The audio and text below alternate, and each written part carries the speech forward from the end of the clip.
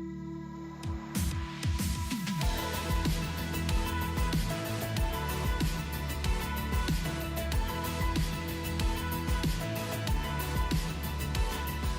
Good morning. How everybody doing this morning?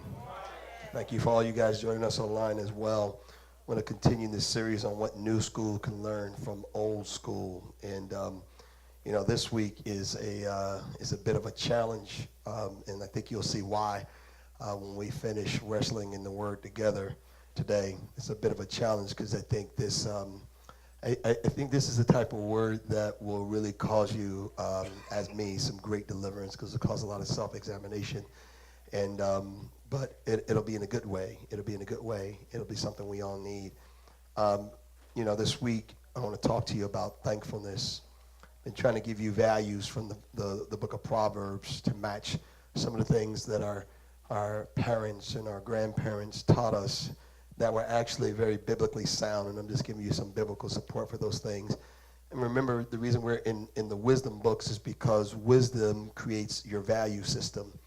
So the wisdom books help you create values, biblical values, godly values. And if you have godly biblical values, then you'll have godly biblical behaviors. And if you have godly biblical behaviors, then you'll get godly and biblical results. And so that's some of the disconnect. Some people want to see the God results without the God behaviors. Somebody want to see the God results without the God values. Somebody want to see the God results without the God wisdom. So wisdom sets your value systems, and your value systems, your behaviors come out of that, and your results are the result of that. And like I said, this week is pretty tough because I'm talking about thankfulness. And, I know we all know what next week is, right? Amen. I mean, we know what's going down, right? It's going to be, is it going down for anybody? Is it going down for anybody? Anybody going to get down on Thursday, right?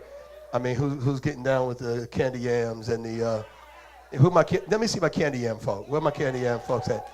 All right. Some of y'all call them sweet potatoes, whatever you call them. I'm cool with them. They're two different things technically, but, the way we make them, they all taste the same. So who down with collard greens? Who collard greens? Wait, let me see. Collard green versus cabbage. Who cabbage? Cabbage. Who? Collard greens? All right, yeah. I figured greens had it. I just want to give cabbage a fair shot. I don't want to discriminate. I believe in all vegetables. All vegetables are equal. All vegetables matter. So I just wanted to give them a shot. But listen, and I know turkey is definitely a staple of Thanksgiving, right?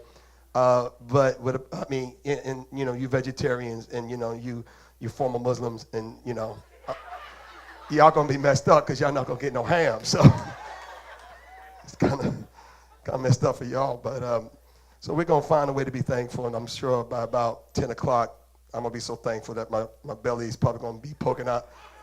You ever eat so much and you got to pull back from the table and you just loosen things up? You ever have to loosen things up, and you try to do it under your shirt so nobody see it? It's like. And we're going to be thankful for that one day. Yeah, we're going to be thankful. And we're going to invite people over that day. See, and that's the problem with it. That we need a commercial, an advertisement, and someone to tell us this is the day you ought to give thanks. Why don't we have it every day? Every weekend? Here's the real thing. I was challenged in this text, even before we get to the Proverbs, what really challenged me in this is that passage where Paul's talking to Thessalonica in chapter 5, and he says, give thanks in all circumstances. Underline all circumstances, which means give thanks, and this is the problem with the text, right? Give thanks when you're mad. So whatever just made you mad, that circumstance, you ought to give God thanks in it. See, that seems contrary to me. It's not the time I feel like giving thanks. Give thanks when your family get on your nerves. Give thanks when your kids just messed up. Give thanks when your boss just messed up. Give thanks when you just got an eviction notice. Give thanks when your marriage is so bad that you don't even want to come home. Oh, now we're talking about giving thanks. Told y'all Thanksgiving over, huh? I just gave the benediction. Y'all like, you can finish now. But here's what he says when he continues back. He says, for this is God's will for you. So the plan of God is that we have a heart of thankfulness. Now, here's the thing with that. And I'll challenge you as the Lord challenged me in this, even leading up to this. I was telling the 8:30 service, it was a gotcha even in the service on this one. The Lord said to me, how much time, son, do you spend complaining versus thanking? I asked y'all. He asked me, so I'm going to ask y'all. If you were to keep a journal this week or of last week, go back your last 24 hours, count the number of complaints that came out your mouth versus the number of thanks. Is it even close? Is complaining winning by a landslide? Is thankfulness winning by a landslide? And don't get all self-righteous now. Don't act like you're the most thankful person in the world. I'm just saying, be real. Who's winning? Who's winning? Who's winning? We spent a lot of time complaining versus thanking. And it's so funny, like even in the 8:30 service, there was something that hit me. And I was talking to my wife, and we were singing, and it just hit me. And right before I noticed it, right in the worship service, it was a complaint. And I had to stop myself. I said, oh, thankfulness. There it is. Lord, you preaching to me. See, it's so easy to get your heart out of alignment with what Paul says. This is God's will for you in Christ Jesus. So he's talking about a lifestyle, not an attitude. He's talking about a lifestyle, not a behavior in a moment. He's talking about this just the way you be, is be thankful. Are you guys following me? So biblical thankfulness is just that. Let me give you a quick working definition. It is the idea of biblically, when you see the word thankfulness, thanksgiving, it is the idea of heartfelt gratitude. Somebody say heartfelt. So it is not political thanks. It is not being socially polite thanks. Oh, thank you very much. Oh, you're welcome. Oh, no, thank you very much. Oh, no, you're welcome. It's not that. That's not thankfulness to God. You got to feel it. You got to feel it. You got to feel it. It's heartfelt gratitude. It's thankfulness. It's heartfelt gratitude. You got to feel it in your heart. It's like praise and worship. Some people come to praise and worship and they mail in the praise and worship check. They just come in here and they sing the songs because that's the song, that's the cue, that's the song list, that's the play order. Those are the words on the screen. So that's just like saying thank you very much because you have to say thank you very much because that's socially polite. But what God is looking for in thanks, even in our worship, are the people who will see the words on the screen, who will feel them in their heart, and then when they open their mouth, they're expressing something deep that they agree with. Set a fire down in my soul. That I can't even control, God. That is looking at those words going, I really want more of you, God. Not politically correct. I'm in the house of worship, so I got to give thanks. I want more of you, God. Because that's what's on the screen. It's heartfelt gratitude. You know, it's funny. A survey that I looked at showed that 80% of people, 80%, actually 81% of people who were polled were asked if they think themselves and people around them are more, have an attitude of gratitude more now or 20 years ago. And 80% of those people said 20 years ago. They asked them, what about 10 years ago? They said 10 years ago. So the trend line is that these people think that they themselves and the circle of influence they're in, gratitude is going down. That's a high number. So what is it then about the 20 years ago that they got that we missing? What is that thing? I'm going to tell you what that thing is, because so here's the elephant in the room when you start talking about Thanksgiving. Here's real. We're getting the deep side of the pool, children, so brace yourself. The real problem as to why we can't have a lifestyle of thankfulness is because of greed. We're greedy. We're greedy people. Greed will make you complain. Greed is your issue. You want to have a deliverance? You want to be, as Paul says, give thanks in all circumstances. You got to stop feeling like you're owed something. Like you deserve more. And then praise can release out of your heart. Here's the proverb that we're going to be in today. Proverbs chapter 30. Solomon is giving us a proverb, not that he was the original author of, but he's giving us from somebody he must have known or heard of named Agor. And Agor is giving us a warning against greed, which drives the type of behavior that I'm talking about, type of behavior that kills thankfulness, right? It makes you never feel full. And that's what Agar is warning us about. In chapter 15, I want you to check out this translation in the Message. This is pretty slick, the way Eugene Peterson does this. A leech has twin daughters named Gimme and Gimme More. 3 things are never satisfied. No, there are 4 things that never say, that's enough. Thank you. Then he begins to list those 4 things: the grave, the deserts, fire, blah, blah, blah, barren womb. And he lists those things later, but that's not the emphasis.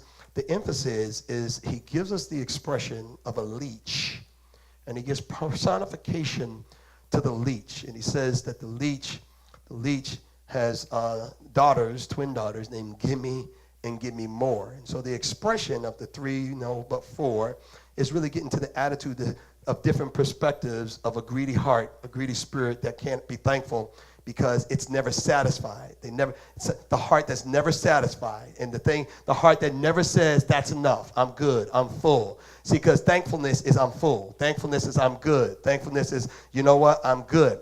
And so let me help you, right? Here's the old school saying that I think that I've heard, maybe you heard, they used to try to teach us this principle of that you can't get everything you want just because you see it, right? You be thankful for what you have and stop asking for more. And this one, last week, I told you my daddy's wisdom that blessed me. This week, I'm going to tell you my mama's wisdom that blessed me because some of y'all mama and grandmama maybe did the same thing. So anybody remember being a little kid and how much you used to want stuff, particularly in the grocery store? Anybody ever have that conversation before you go in the store? Right? And that conversation sounded something like this. When we get in that store, don't touch or ask for. Yeah, see, y'all with good English said anything. That's the right way. The rest of us with bad English, we said nothing. Don't ask for nothing. And UFFIN, nothing.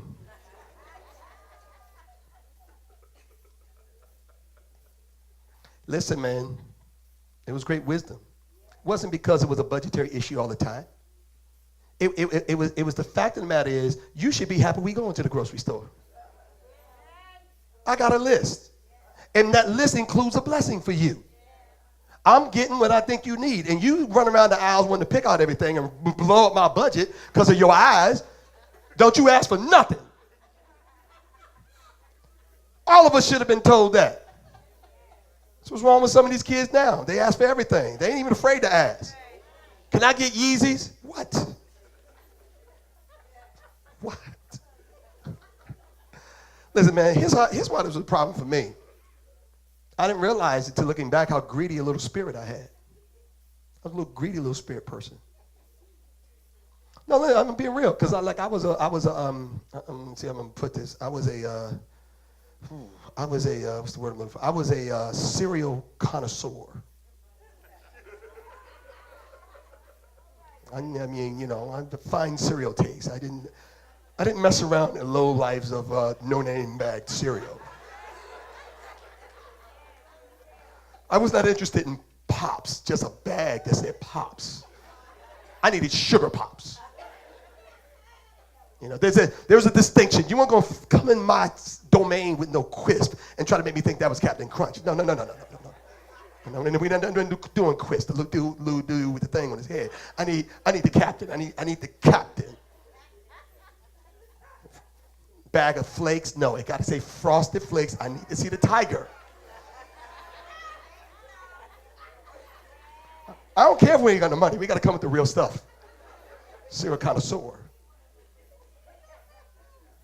And I don't blame her. We go down the aisles, and she already put 2 boxes of name brand cereal in the cart. I already put 2 boxes. And I'm running around the car. Can we get this? Mommy, can I get this? No.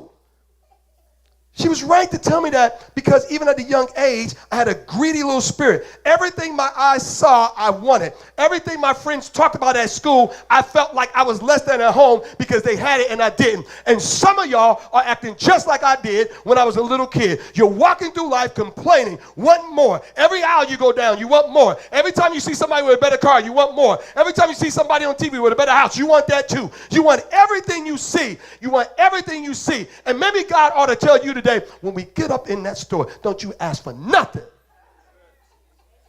Maybe your spirit is way out of whack. Look at your neighbor and say, neighbor, what do you want that you shouldn't have, that you can't have? Some of y'all want a relationship that you shouldn't have. And you will never find love because you're too busy contrasting yourself with the person who has somebody. You can't even find you. Trying to be in somebody else's relationship, getting lost in that. Some of y'all are damaging your relationships right now in comparison, tearing your mates down in your eyes because you think somebody else is better until they hit you upside the head. See, this is the kind of leech-like behavior that Augur is talking about. You know why? You know what a leech is? A leech is a bloodsucker. So let me explain to you why he says they have twin. He personifies and gives personification to their mouths. There's on a leech there are mouths on each end. They suck love from each end. And leeches are the personification of greedy, right? Because to a leech there's never enough. A leech will kill itself just sucking on blood till it bloats so much that it just bursts. A leech will just keep sucking and sucking and sucking blood and just blood. There's never enough. There's never enough. Augur's giving us a picture of a person who can't be thankful because they never have enough. With a leech mentality, you can never tell them you love them enough. Not a leech. An insatiable appetite. I need to hear I love you every minute, every day. Will drain your emotions out of you just like the leech sucks out blood. You can say, I love you 40 times for 40 years. Miss, I love you in year 41 for one day, and they're ready to get a divorce. You never tell me you love me. I just told you 10 minutes ago. What you talking about? You got some leechy friends. They will be your friend, and they will call you, and they will borrow from you, and you bail them out. And the one time you get wise enough and say, nah, I can't help you this time. Oh, now they're talking about you. That's a leech you was around. They were just sucking your life right out of you because give me and give me more. Give me and give me more. You got leech employees too. Yeah. The economy be going. I saw businesses go under because of the employees in the Great Recession. They didn't have no money. They was losing profit for 7 years in a row. And they paid you for 20 years on time, gave you increase for 20 years on time. And as soon as the business going down and they can't give you an increase that you don't deserve probably anyway, mad and going to the next place. But that recession fixed and they couldn't go nowhere when they walked out the door. Leeches. Augur's saying, man, you can't be thankful as long as you're going to be a bloodsucker. What is about us that makes us get bloated, that you know what it is? It's a devouring mentality. We devour each other. We devour God. Yeah, you see it in churches. The church is full of leeches. I'm about to prove it to you. Pastor could have come to the hospital every time you got sick. And the one time he can't because somebody else actually had a privilege of getting sick one time. They leaving the church. The usher could smile at you every day, but maybe how do you know what they went through last night? Maybe it's a miracle that they're just standing this morning. They don't look too happy. They got funny acting in that church. I'm going to find me another place where I could be planted. Bye. Bye, leech. Bye, leech. Augur warned me about you. You're not thankful. You're not happy to have somebody park in your car, sit in your seat. You're just a consumer, and all you want to do like a leech is just take. That's how folk do their tithes with God. That God bless me, God bless me. All God said will pay your tithes. But leeches don't pay their tithes. They're devourers. Just bless me. Come up with all kinds of fake, non-theological, biblical excuses. They didn't put no study time in. Talking about that's the Old Testament when Jesus mentions it in the New Testament, and he paid his tithes. Just a leech. Just want to get everything I can out of this relationship, but I don't want to get nothing back. That'll cause you not to be thankful. Man, I'm trying to help you this morning. Write this down if you're tracking along. As long as you feel robbed in life, you'll never see your own riches. You'll never see it. See, that's what the leech can never be full, never be satisfied. And I'm telling you, that greed. It destroys our ability to be full. So that endless appetite. Give me and give me more, because you feel robbed. And if you feel robbed, you will never see your own riches. If you feel like you're owed something, you'll never value what you have. If you feel like what you have is less and you deserve something of greater value, you'll never appreciate what you have. Look at your neighbor and say, would you please just appreciate what you have? Watch this. In the Decalogue, the Ten Commandments, that's just a word for Ten Commandments. I find it not surprising that God caps off the Ten Commandments with talking about greed. And I think he did that because he wants our hearts to be rightly positioned in thanks. And it's, by the way, it's one of the commandments that he explains the most. So it must be something that he's going to have to really rub into our spirit. When he says, remember the Sabbath to keep it holy, he don't really explain that. He just say, remember the Sabbath, keep it holy. But watch verse 17, Exodus 20. He says in the 10th commandment, you should not covet your neighbor's house. You will never appreciate your house as long as you feel robbed by your house and feel like you'll never see the riches of your house, the beauty of your house, as long as you keep looking at it in comparison to the house you don't have, the house your neighbor has. The Lord says, I warn you, you'll never thank me for where you live, because you keep looking at your neighbor's furniture. Some of you are in debt trying to drive a car that your neighbor had, that your coworker had. And I'm telling you, it's a trick from the devil. It was that greed. It was that leech mentality causing you to feed the greed and get bloated. And now your budget is blown up because you're just not thankful for the hoopty. Just be thankful you got 4 wheels. Look at it. Look at it. He keeps saying, you would think that'd be enough. He could have said, don't covet. But he wants us to be real clear. I'm going to make sure y'all know what I'm talking about. Watch this. God says, you should not covet your neighbor's wife. Talking about relationship. Covet your neighbor's spouse. Boyfriend and girl. Covet your neighbor's girlfriend. Listen. Why? Because here's what God's getting at. Why are you so thirsty? Why are you so hungry? Just be happy with what you have. While you out there, you will never see the beauty of the relationship God puts you in if you keep looking at someone else's relationship, trying to compare someone else's life. Listen, everybody in here got a story and it ain't the same. Some of you are killing yourself, feeling like failures, feeling like losers, feeling like less than. And I'm telling you, it's a lie from the devil. The only reason you feel that way is because you have a thought in your head that is not you. It's somebody else. You're coveting their success. You're coveting their career. You're coveting their life path. But they have not been through what you've been through. Just be thankful you're here. Suffocating relationships, thinking that my neighbor's wife is better. No. How about you make yours better? Looking at somebody else's man. Nobody even want to have come around you because you're too thirsty. They don't want to see you. You can be single and happy. You ain't got to look like you haven't had a meal in 38 days. Some of y'all single and fasting look like you've been fasting for 6 months. No, I'm being real. They getting thirsty out here. They looking at little boys in school and everything now. That's that greed, bloated, and half of them married. Bloated, greedy, bloodsuckers. Complaining. Watch this. God said, I'm gonna make this real clear. Or, just in case y'all wondering, don't worry about the male or female servant. In other words, listen, if somebody's on a level where they can live in a mansion and they got servants that can clean their house, God bless them.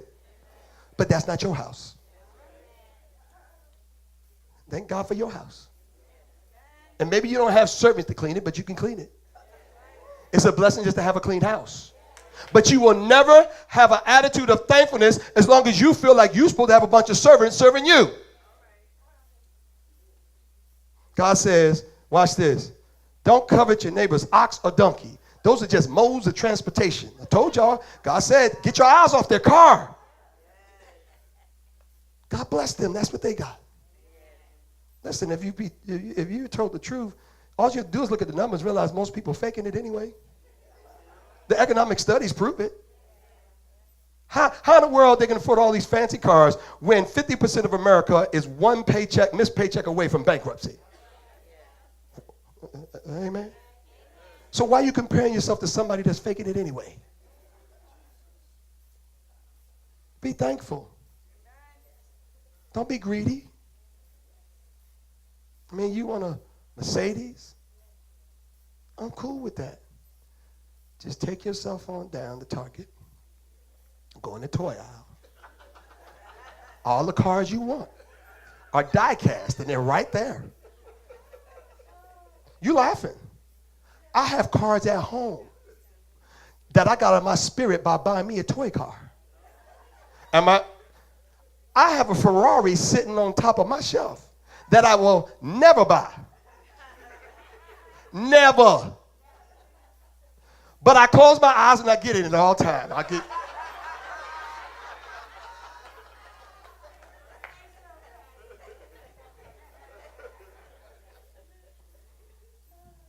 God makes really clear, or just anything that belongs to anybody else. Are you guys still with me? You guys online with me, I hope? Write this down. One of the things that will help you is to stop thinking you deserve everything. Start thanking God for having anything. Listen, I'm not talking about don't walk in excellence. I'm not telling you not to pursue success. It's not at all what I'm saying. Pursue success and be excellent, but also don't miss the thanks. The fact that you can pursue success itself is a blessing. Augur says this person is never satisfied. They never get full enough to say, thank you, I'm good. Thank you, I'm good. It's because you got to stop thinking you deserve everything. I'm not saying you don't deserve something, but you don't deserve everything. Who does? We don't even deserve salvation. How are you going to graduate the argument if you deserve anything else? How about we just flip that to thank God for anything? Here's what Jesus says. Let me show you a miracle real quick. We got to get ready to go. Mark chapter 8, verse 6 and 7 says, and Jesus told the crowd to sit down on the ground. When he had taken the 7 loaves, this is one of the many feedings. There's more than one. Some people get them mixed up. There's 2 fish, 5 loaves of bread. There's 2 fish, 7 loaves of bread. All right, so Jesus had multiple feedings. But in this one, he told the crowd to sit down, and when he had taken the 7 loaves and given thanks, he broke them, gave them to his disciples to distribute to the people, and they did so. And they had a few small fish as well. He gave thanks for them and also told the disciples to distribute them. Now, I want you to watch the pattern of Jesus. You want a miracle in your life? You want a miracle in your life? I'm going to show you how to get a miracle in your life. All you have to do is follow your Savior. The Bible wants to make sure you know that these are small fish, so you don't think these are some big old catfish and no whales and no dolphins, nothing. These are just little teeny bitty, itty bitty, little itsy bitsy fish. And many of us, if we saw crowds of thousands and we were charged with feeding them, how many of y'all are, let's get deliverance on this. How many of you are evil, angry, grouchy folks when you get hungry? Come on, y'all tell the truth. You know they got to feed you. We know who you are. Thank you but we already knew y'all. We've been around you. Imagine them folks that just raised their hand in that crowd, having been out there for hours and days in the desert, in the sun. And he want to talk about some 7 loaves of bread and 2 fish, 2 little itsy bitsy, little itty bitty fish. And I'm hungry. And I don't listen to you for all these hours doing that preaching. And all you got is 2 little fish, 7 little loaves of bread. And that's thousands of us. Many of us would have left the scene if we were Jesus, because we wouldn't want to hear all that fussing at us. How you come out here ill-prepared with only 7 loaves of bread and 2 little itty-bitty old fish. But watch this, you'll miss the miracle. He takes the bread, the 7 loaves, and he gave thanks. He didn't look at that ever and say, this is not enough. Oh, God.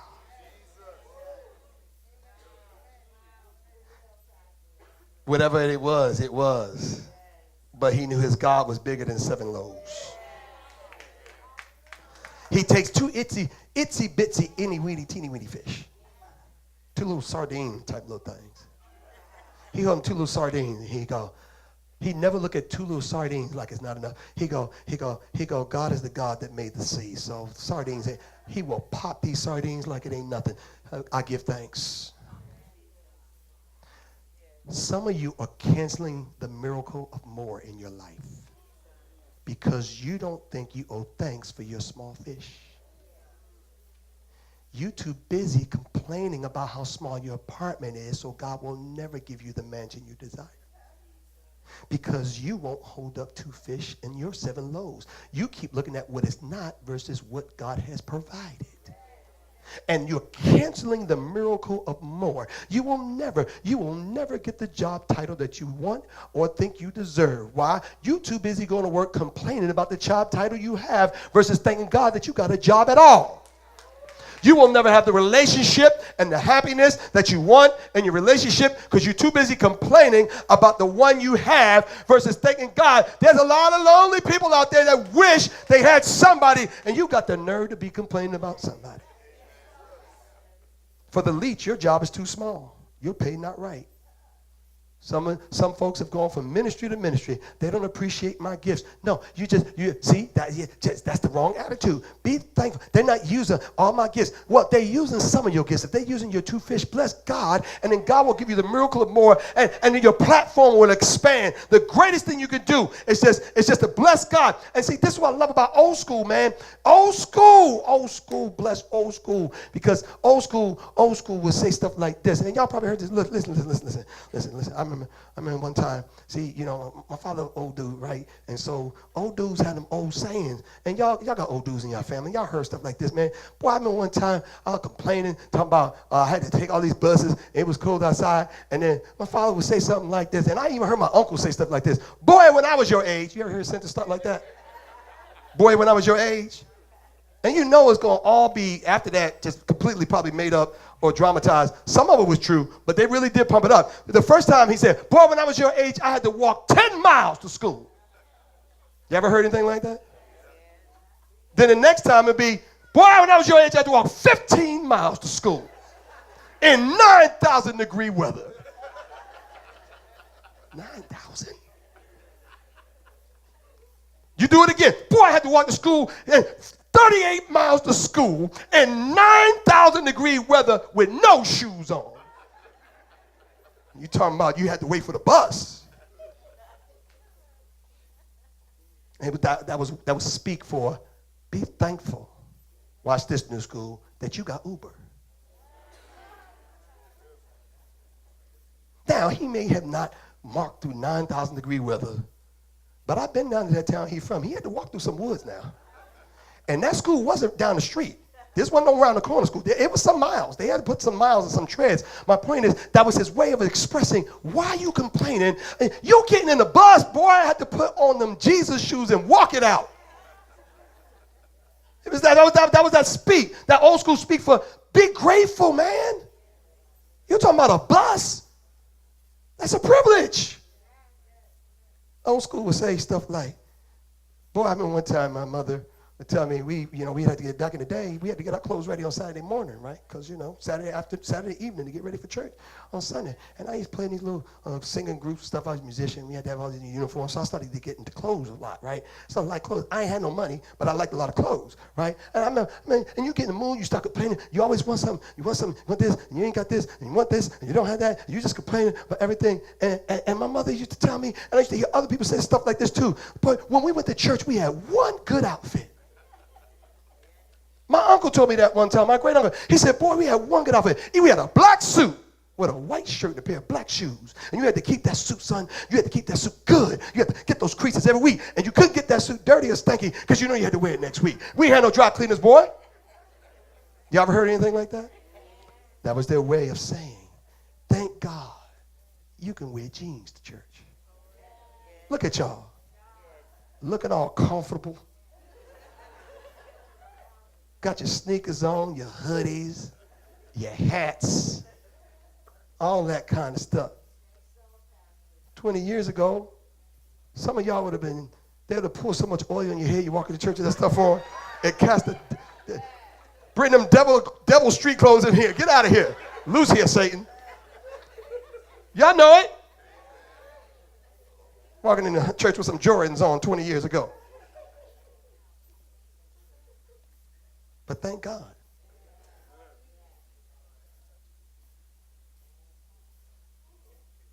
I'm just saying, you won't see unless you see your two fish. I want to challenge you. I want to challenge you to appreciate and see the little things. So like the two fish, you can unlock so much more. Look, I told you, I epically have failed in this test. I'm going back on the second run on it this week, and we were talking after 8 o'clock service in the lobby. A lot of us were like, man, we were like, we're going to try this. We're going to try. I'm telling you right now, I dare you from this day forward to the next time we meet next Sunday, I dare you for 7 days to keep a journal on your phone, your tablet, or your paper of every time you complain. Just do complain and thanks. Even with me telling you, you still going to fail. And just do little straws, one little line for a complaint. Watch how hard it is for you not to complain. And by the way, even if you stop yourself complaining because I told you that you was going to complain, you still got to write it down in a dotted line because you was about to complain. Because some of y'all come on here, Pastor, I passed last week. But you had 85 dotted lines and 2 solid lines for thanks. I dare you, young people, I dare you to try it. I dare you if you're 13 to try it. I dare you to try it. And watch, you might find out there's some leech in you. Man, we improve our relationships a lot. Last thing, I go. One of the things that'll help you prevent pride and greed from ruining your heart, so you can really unleash heartfelt gratitude, is to say thank you more regularly. Just thank you. Thank you to people. Thank you to God. Just thank you. Just as regular as you can. Just thank you. So we're going to try it right now. Because I know this could be sometimes uncomfortable. We think we got this all figured out. So won't you probably sit with somebody you know, and even if you don't, just look at somebody next to you and just say one thing that you're thankful for about them. If you know them, just tell them one thing. Just say, I'm thankful for you because. If you don't know them, say, I'm thankful for you because you're here. I don't know you, but you're here.